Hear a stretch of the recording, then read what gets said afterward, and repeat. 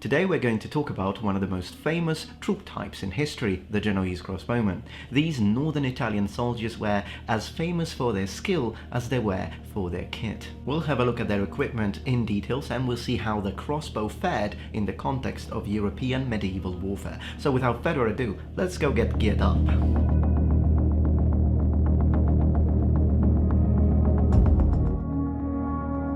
Hello noble ones, welcome back to my channel. This is the Metatron speaking, and before talking about their weapons, armor, their super famous shield and the way they were deployed tactically, I'd like to mention a thing or two about the soldiers themselves. The Genoese crossbowmen are northwestern Italian elite soldiers. Now, these units consisted of citizens of the big cities of northern Italy, of course, such as Genova, but also Milano. You see, at this time, Italy was at constant war with itself and against outsiders. It was one of the characteristics of the late medieval period. This is the context of the famous condottieri, the sort of mercenary bands that were a typical phenomenon of the 14th and 15th century, respectively. And it is during these wars that such mercenary units started to become extremely popular. But mercenary crossbowmen units didn't only serve within the boundaries of Italy, but they also went abroad and served in foreign armies as allies or mercenaries. And by the way, these two crossbowmen were drawn by my friend Michele over at the Knight of Art channel. You'll find a link in the description below, check him out. Most notably, the French armies of the 100 Years' War, where the officers of all ranged troops and a considerable percentage of men were Genoese, or should we say Northern Italian, as the term Genoese in the medieval context was often used as a sort of umbrella term to just mean Northern Italian. Another very intriguing fact is that the Genoese crossbowmen come up time and time again in naval circumstances, as northern Italian fleets had regulations to have at least a certain amount, or should we say a minimum amount, of crossbowmen per ship, usually 20. And it is important to note that northern Italian ships and their captains served as allies under the French crown in the 100 Years' War as well. This is very interesting because it gives a different perspective to this sort of troop. We're not only talking about battlefield elite range unit, but a more three-dimensional kind of mercenary who would have had a lot of naval background. It would be fair to say that we're talking about a sort of medieval Italian crossbow marines, so to speak. They were heavy-ranged infantry, up to any job, well-equipped and strong in numbers, late medieval Italy being the densest area in medieval Europe. Italy wasn't the only crossbow country. The Kingdom of Bohemia was also a crossbow country, just to say one, but what I think made northern Italian crossbowmen stand out was the fact that in Italy at the time there was a sort of mandatory proficiency. In other words, training with the crossbow was expected, in a similar way to what was happening in England with both archery and target practice. Crossbows aren't a medieval invention.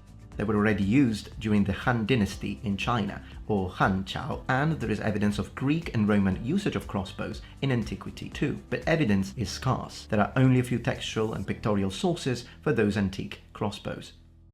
The next step in European crossbow development is the early high medieval crossbow. The Normans are said to have brought them on the British Isles, however they are not represented in the Bayeux tapestry, only archers. Crossbows were also features during the early Crusades. We have a remarkably interesting statement by the princess of the Byzantine Empire, Anna Komnena, from the 11th century. She said, "And in discharging them, the string shoots them out with enormous violence and force, and whatever these darts chance to hit, they do not fall back, but they pierce through a shield, then cut through a heavy iron corselet, and wing their way through and out at the other side. So violent and ineluctable is the discharge of arrows of this kind. Such an arrow has been known to pierce a bronze statue, and if it hits the wall of a very large town, the point of the arrow either protrudes on the inner side or it buries itself in the middle of the wall and is lost. Such then is this monster of a crossbow,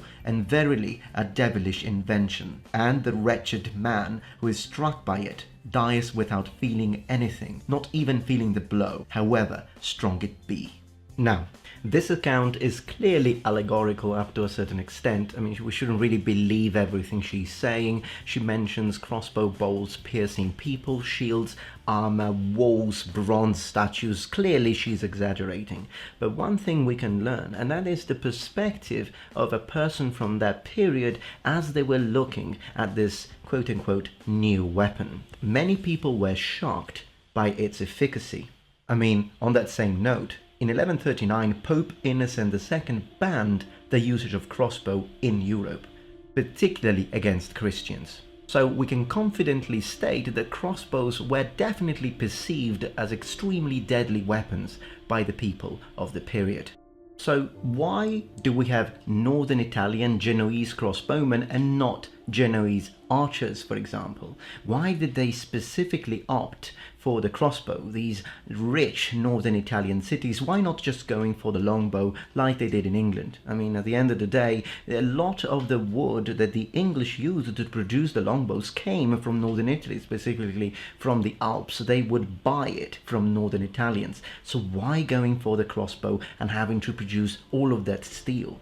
Now, as I have said on my dedicated video, Archers vs Crossbowmen, you'll find a link in the description below, there are some inherent advantages when choosing a crossbow rather than a bow, and of course, pros and cons in both situations. See, with an archer, the rate of fire is going to be significantly higher. A crossbowman takes a lot longer to reload his weapon, which is one of the reasons why they so heavily relied on their large shields, and we'll talk about the shields in a minute.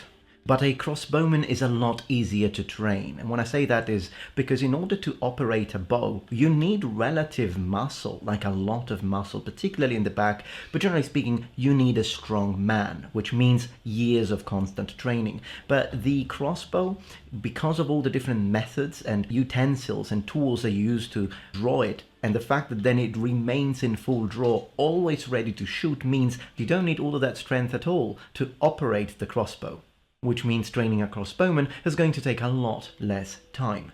Also, the fact that the crossbow is always ready to shoot, it makes it a better weapon and a better choice for guards, patrolling units, and during siege warfare, of which we had a lot of examples in Northern Italian War. Also, crossbows were arguably more convenient during naval warfare.